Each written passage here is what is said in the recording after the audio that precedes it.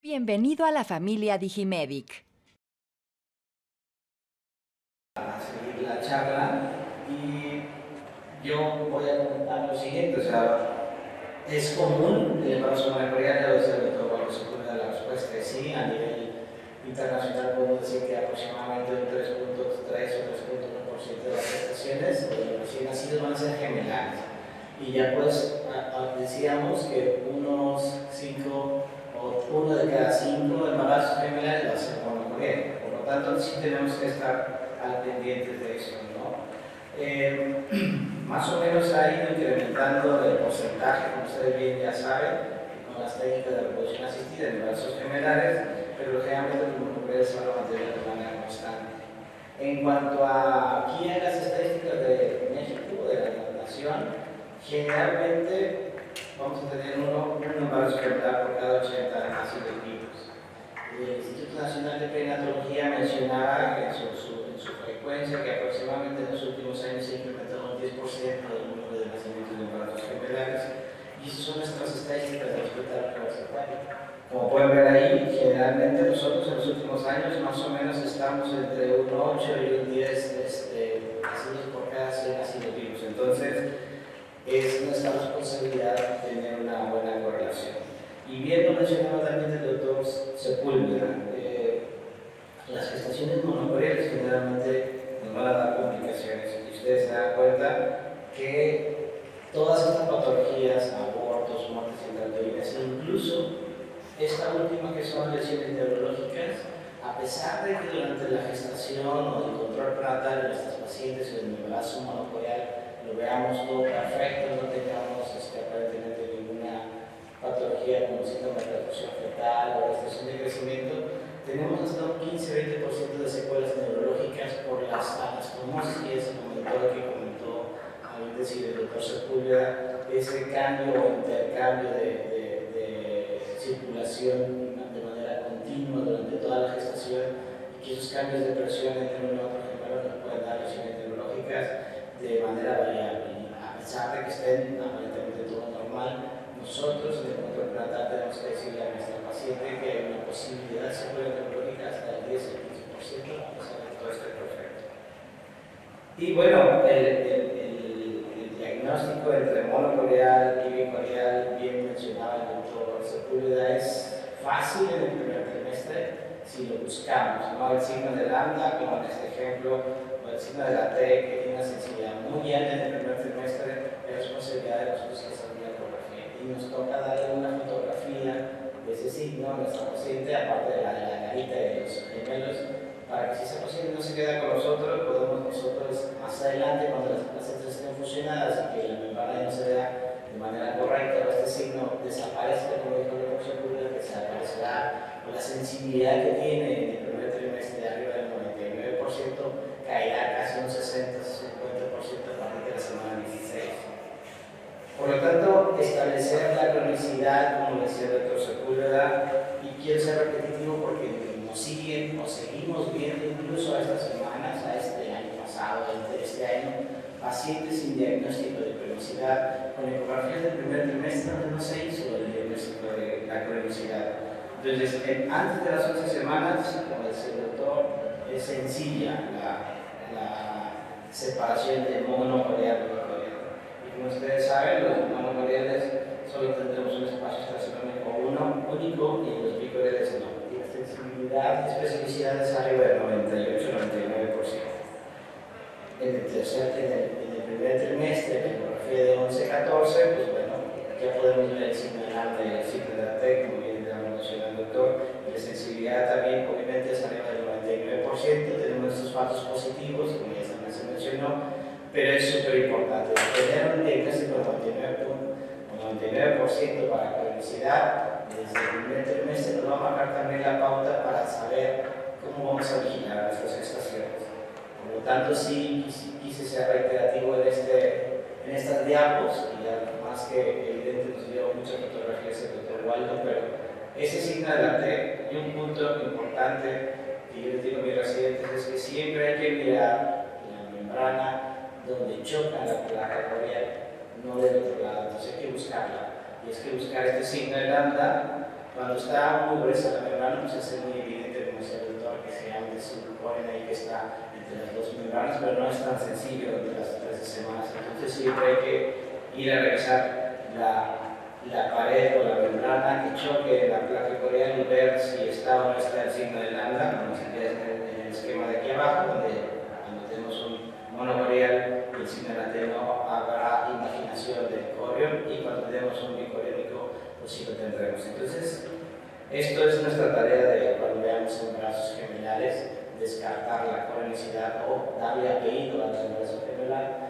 porque dependerá de esto que nos vamos a seguir durante el control prenatal de los óvulos. El seguimiento de los bicoriales, como viene ahí en la diapositiva, es primer trimestre, su segundo trimestre para anatomía, su primer trimestre para screening, y a partir del tercer trimestre la evaluación cada 4 semanas para descartar patología de crecimiento. Cambia rotundamente la forma de evaluar ecográficamente hablando a nuestra gestación monocoreal. La respuesta es sí, y usted ve la diapositiva, la teoría del suelo menciona, la internacional de la medicina fetal también lo comenta, que es la evaluación tiene que ser cada 15 días. Cada 15 días se está revisando líquidos vejiga y el crecimiento cada 4 semanas. Algunos dicen que también cada 2 semanas, como decía el doctor Fischer ayer, no lo vamos a estar viendo cada semana, pero sí mínimo cada 2 semanas, y la evaluación de líquido y vejiga va a ser obviamente parte de nuestra evaluación juntamente con el Doppler. El Doppler en la gestación monocoreal es indispensable para poder revisar y poder descartar las patologías que vamos a mencionar y que ya bien saber dijo el doctor Sepúlveda. Por lo tanto, cada 2 semanas la evaluación debe ser estrictamente controlada en las pacientes que tienen una gestación monocoreal. Esa es nuestra tarea. Complicaciones específicas de los monocoreales, ya se mencionaron, son estas 5: síndrome de transfusión feto-feto, la secuencia de anemia policitemia, que es otro síndrome que acaba de estarse mencionando y que se empezó a ver muy frecuentemente después de las transfusiones, que es un síndrome de anemia policitemia. Esta no tiene polidramio, lo vemos a continuación. La secuencia TRAP o el gemelo acárdico, la restricción selectiva, que también ya mencionó el doctor Sepúlveda, y los ingresos. De todas estas 4 son las que tienen tratamiento prenatal, pero no todas, ¿me explico? Y eso es lo que veremos a continuación en los próximos 30 minutos. Síndrome de transfusión feto-feto, ya lo mencionaba el doctor Sepúlveda, generalmente se afecta a un 15% de las gestaciones. Es decir, de las gestaciones monocoreales que nosotros vamos a tener, 15% o del 10 al 15% se nos van a complicar con una transfusión feto-feto. Y ustedes ya bien lo saben, ¿qué pasará entonces? Generalmente las gestaciones monocoreales son en el 85% de estas gestaciones, estas comunicaciones van a mantener cierto equilibrio, ¿no? Y en algunos artículos se menciona que incluso hay anastomosis buenas o anastomosis benignas, que son las arterias arteriales, y ya bien se lo comentó el doctor Sepúlveda, chocan porque tienen la misma presión. Pero las profundas son las que nos van a dar plata. Pueden mantenerse equilibradas, pero cuando este equilibrio es constante o este desequilibrio o este equilibrio se pierde, tendremos entonces el síndrome de anemia policística. ¿Y de qué trata? Ahí ven la diapositiva, un feto va a dejar de orinar, el otro va a orinar más, pues que obviamente llega más flujo, y obviamente el feto que deja de orinar pues va a estar en oligoide, va a ser oligodramios, se le acaba el líquido y va a quedar el signo de capullo o el doctrine, que se llama también, donde no vamos a poder discernir, o la membrana va a estar muy adherida a este feto, y en el otro, pues por el polihidramios, a la hidros incluso, y tendremos una vejiga grande. Por lo tanto, nuestra valoración es con líquido y vejigas. Ese es el motivo por el cual realizamos cada 2 semanas a estos gemelos. El diagnóstico, como bien lo mencionó el doctor Sepúlveda, es ultrasonográfico. Antes hacíamos el diagnóstico postnatal, cuando hacían la diferenciación de la hemoglobina y que afortunadamente llegaron o nacían con vida, pero sabemos que el síndrome de transfusión feto-feto tiene una mortalidad de arriba del 90% y en casos muy severos. Entonces siempre, como bien mencionó el doctor, debe de haber una secuencia oligopolidramios. Es de todas para hacer diagnóstico de síndrome de transfusión feto-feto. Si no hay oligopolidramios, no es un síndrome de transfusión feto-feto, tendremos que buscar alguna otra causa, y el diagnóstico ecográfico es sencillo. vemos un gemelo con poco líquido y en el otro lado pareciera que estuviera ahí, pero tenemos un poligramos importante donde está la placenta anterior. Otro ejemplo que vemos a continuación es, por ejemplo, una vejiga grande, aparentemente mucho líquido, pero este es un bebé con polidrames y aquí está el gemelo, donde pareciera que está en la misma bolsa, pero aparte no tiene líquido, y aquí se ve una línea muy delgada que está adherida o pegada, dosada, muy cerca, donde sabemos que este bebé tiene poco líquido. Entonces aquí tenemos la clásica secuencia oligopolidramios y es cuando podemos nosotros decir que es un síndrome de traducción feto-feto. El doctor Quintero hace unos meses me decía, esas clasificaciones que han estado poniendo a lo mejor son un poco más estrictos, porque esta es la clasificación, o los criterios de clasificación para el diagnóstico de traducción feto-feto de acuerdo a las semanas de gestación, y lo podemos simplificar en que oligohidramios menor de 2 y polihidramios mayor de 8 o 10 centímetros.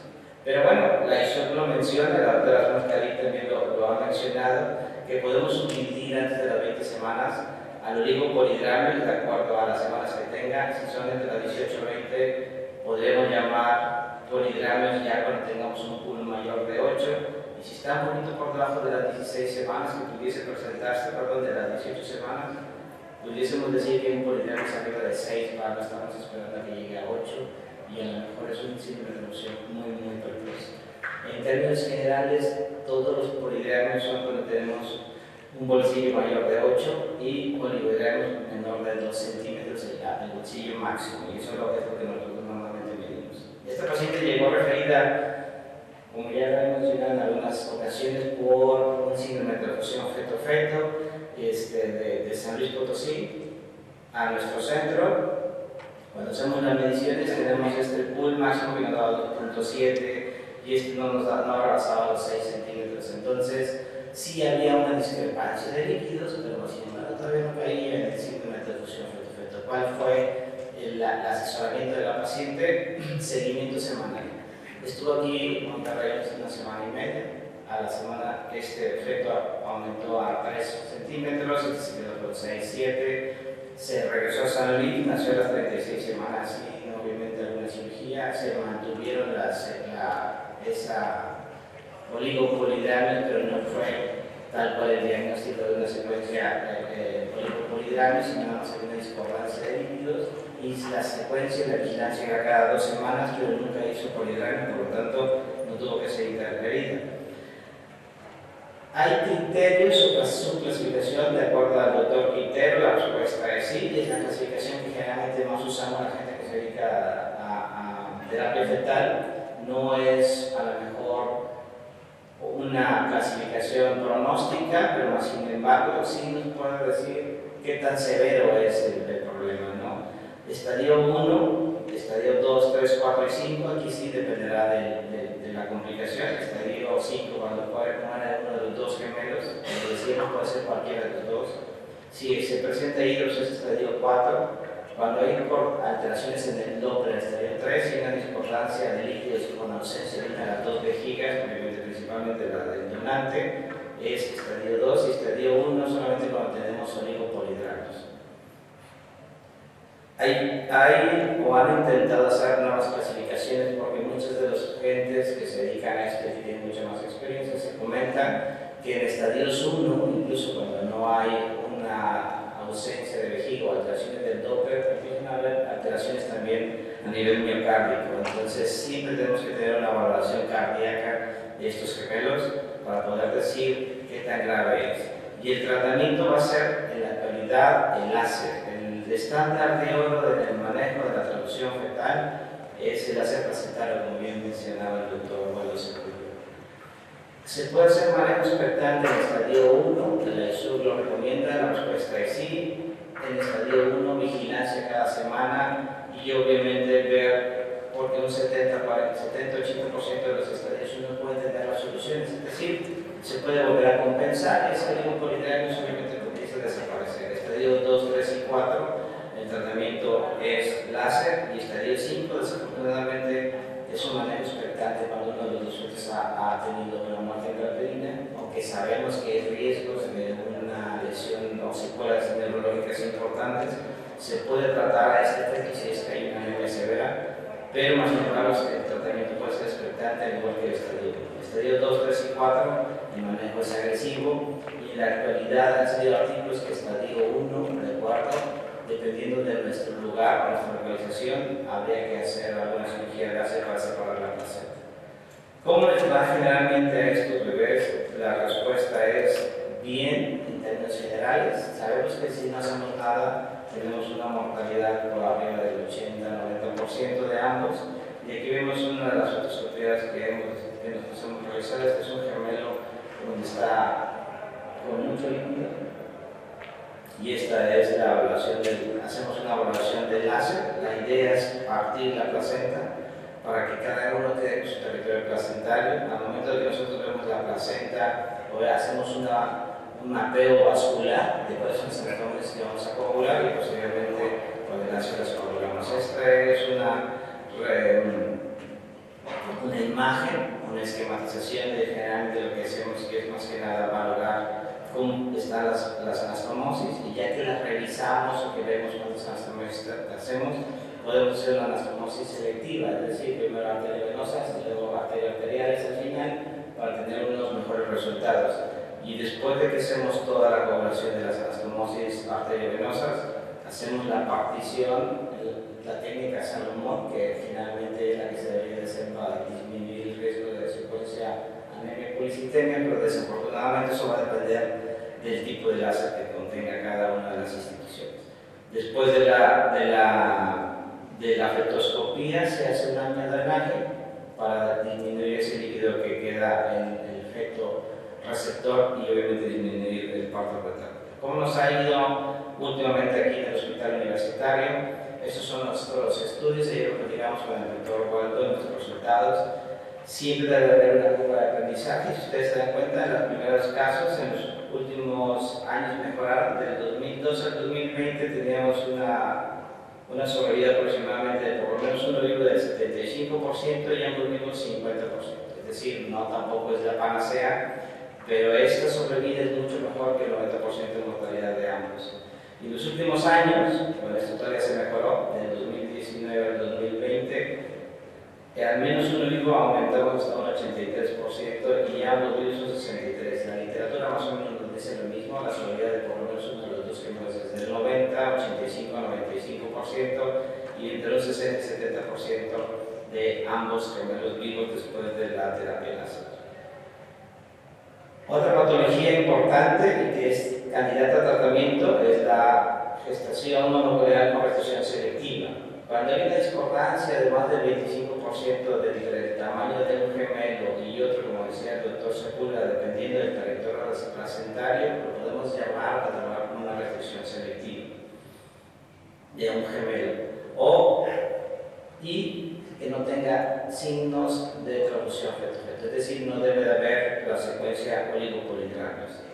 Recientemente nosotros, y ustedes sabrán que el doctor Latacos con el doctor Figueras los clasificó en 3 tipos, 1, 2 y 3, dependiendo del Doppler de la arteria umbilical, y no me voy a meter mucho en detalles, pero el tipo 1, generalmente el feto con restricción tendrá una arteria umbilical con diástole presente normal durante todo su control y vigilancia. En el estadio 2, el flujo diastólico estará ausente de manera constante, es decir, en ninguna ocasión que nosotros vayamos a valorar la arteria umbilical del gemelo pequeño, vamos a ver diástole en la arteria umbilical.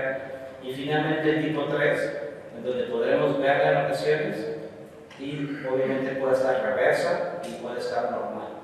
Eso se llama ausente o reversa de manera intermitente y así lo catalogaron como el tipo 3. ¿De qué depende? Pues obviamente del pronóstico. Generalmente el estadio 1, el tipo 1, cuando el cordón del feto pequeño, la arteria está normal, la arteria umbilical, tenemos hasta un 95% de buenos resultados perinatales. Solamente una pequeña parte de estos se nos podrán complicar hasta el 2 o 3, pero los resultados serán buenos y se nos recomienda finalizar entre la semana 34 y 37.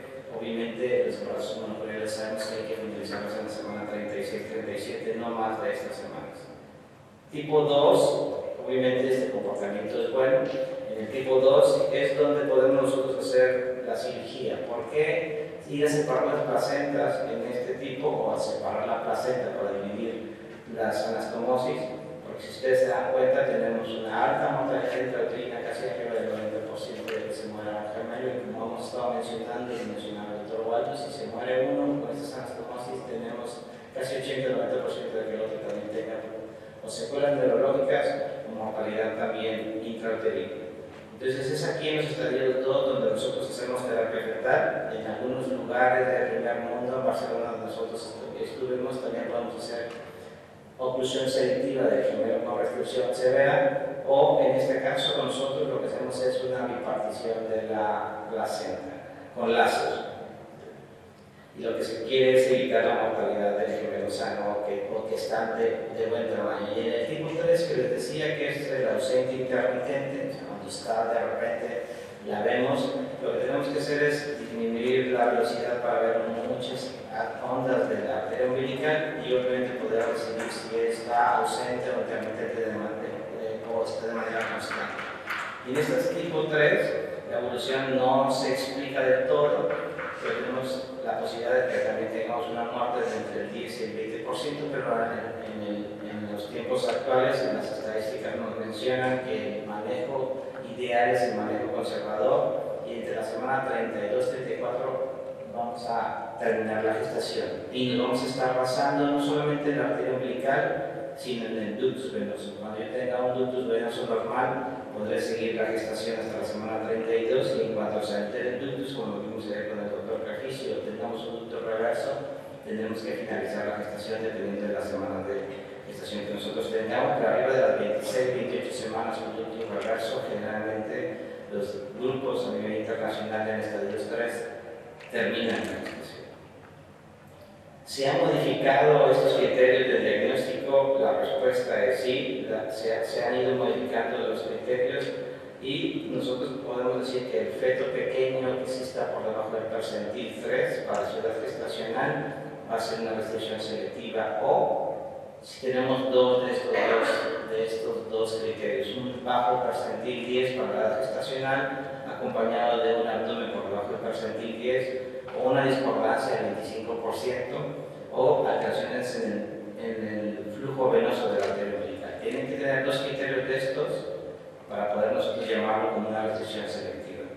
Y el tratamiento, pues bueno, ya se ha mencionado. Finalmente, las complicaciones únicas de estos gemelos, tenemos también al gemelo acárdico, que ya mencionó también el doctor Sepúlveda. Afortunadamente no es tan frecuente, pero tenemos el problema de que puede ser que tengamos la muerte del gemelo sano o del gemelo bomba hasta del 30 al 50% de los casos.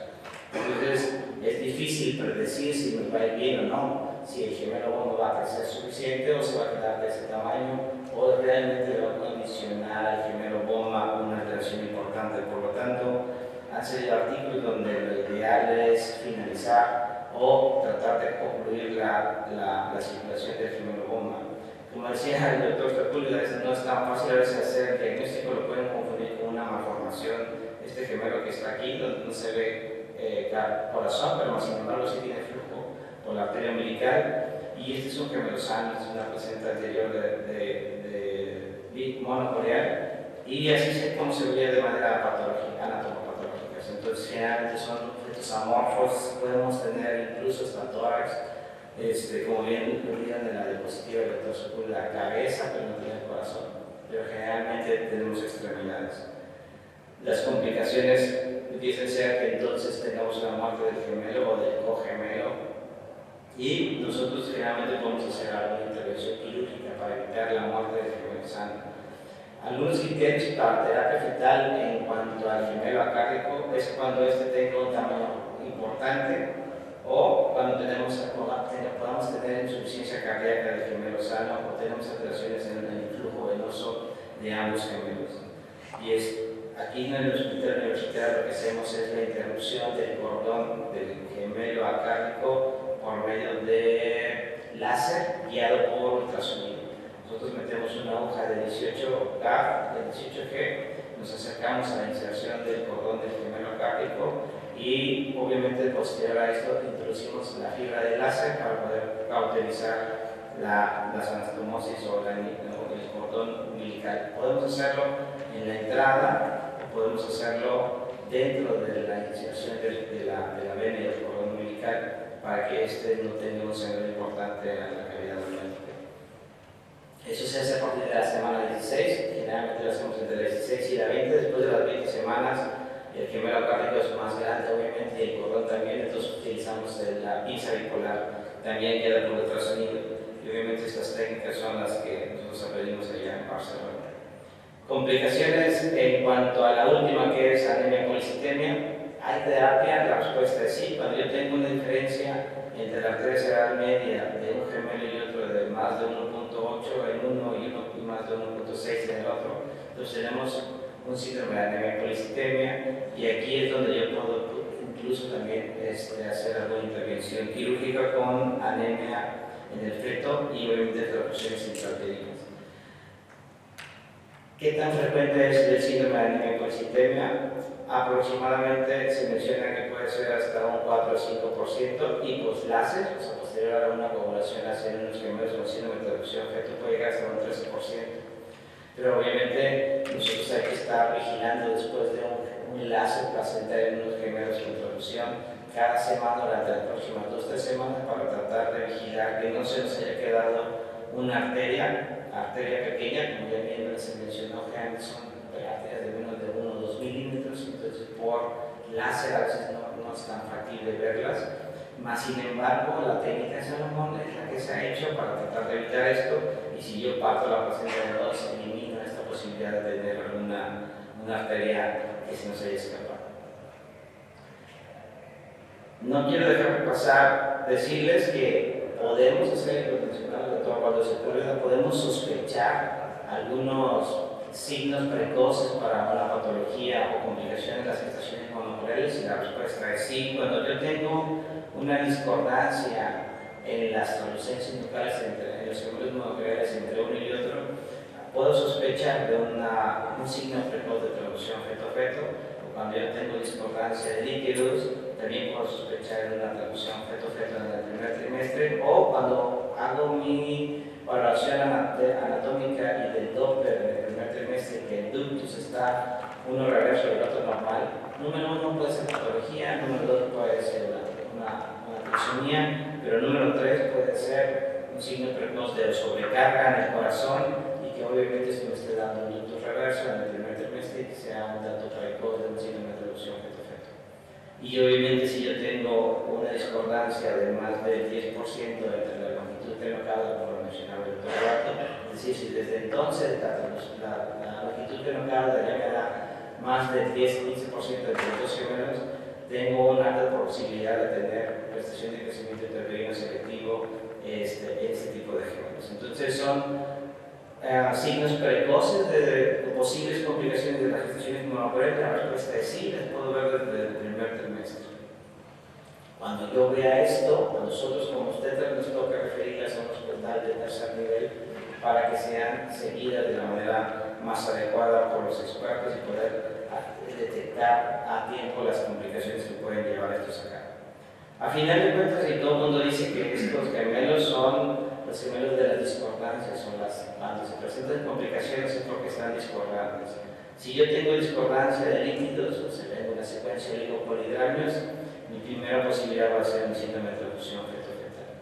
Si yo tengo una discordancia de pesos de más del 25% en términos generales entre un gemelo y otro, obviamente estoy frente a una restricción selectiva o si yo tengo una discordancia entre el pico histórico de la arteria cerebral media, pues tendré una anemia policitemia. Si todos estos están normales, pues el seguimiento, otra vez vuelvo a recordarlo, es cada 15 días con líquido, placentas y Doppler con este tipo de gemelos. Como conclusión entonces, y para finalizar nuestro congreso con la magna charla del Dr. Cabero, podemos decir que entonces es prioridad tener y darle apellido a nuestras gestaciones gemelares en el primer trimestre. El seguimiento de las gestaciones mononucleares debe ser cada 15 días y las complicaciones que se mencionaron, transfusión feto-feto, restricción selectiva, secuencia TAP, sí son candidatos a terapia fetal y obviamente se debe de referir a un tercer nivel y obviamente los gemelos generales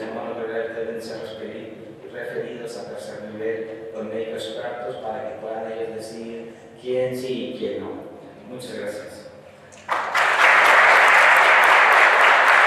Para mayor información, comunícate al 55 41 22 22 00 o a través de nuestras redes sociales. Exclusivo en Digimedic.